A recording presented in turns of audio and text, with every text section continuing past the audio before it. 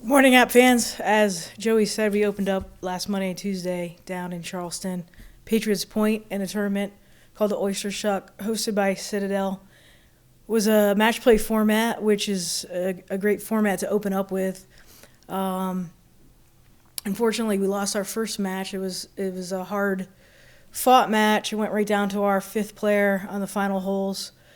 Because we lost that match, unfortunately, we got bumped into the consolation round. But after that, we kind of took care of business and won our next two matches. Ended up winning the consolation round. Certainly would have wanted to be in the championship round, but some positive takeaways from that was we had two players go undefeated in all their matches, and 2 out of 3 of the players finished with a winning record. So we'll take what we learned from that, and we leave Friday for spring break. We head down to Orlando for a little practice before we go into Daytona and play in the Lady Cat, hosted by Bethune-Cookman at the LPGA International. And just looking forward to getting some swings in some warm weather and hitting our stride, be ready for that tournament. So any questions? So you talked about the match play. So going really one-on-one and focusing on their game specifically, how do you think that impacts each player to know that they have to be focused on every single shot they hit? Well, actually, in match play, it's a little looser because they can make a hiccup and still recover. And if they lose a hole, they know they're not out of it. Some of it, we kind of lucked out on our draw, our second 2 matches, but our first match, sometimes it depends on how you draw. So there's some gamemanship in there, and our number 5 player drew their number 1 player. So obviously there was a little bit of a mismatch there, but just like if you ever watch, the Ryder Cup or anything can happen in match play. So for them, they play a little bit of a different style game when they play match play.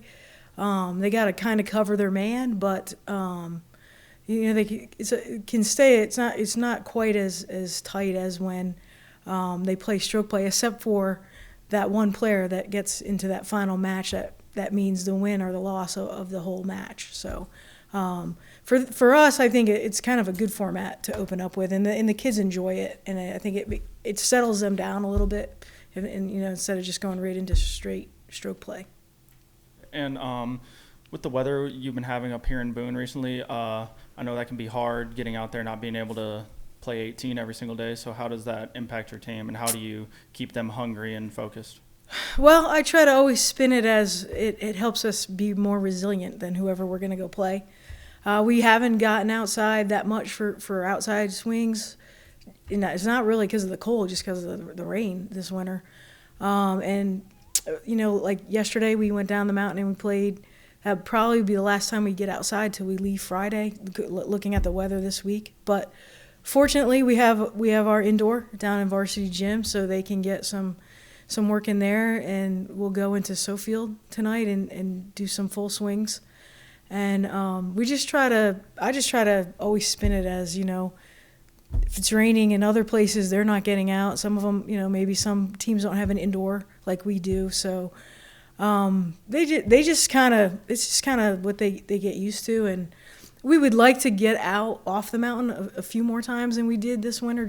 But the weather's just not been good anywhere. So we just try to keep it as a positive for us that we're getting stronger, while and use it as a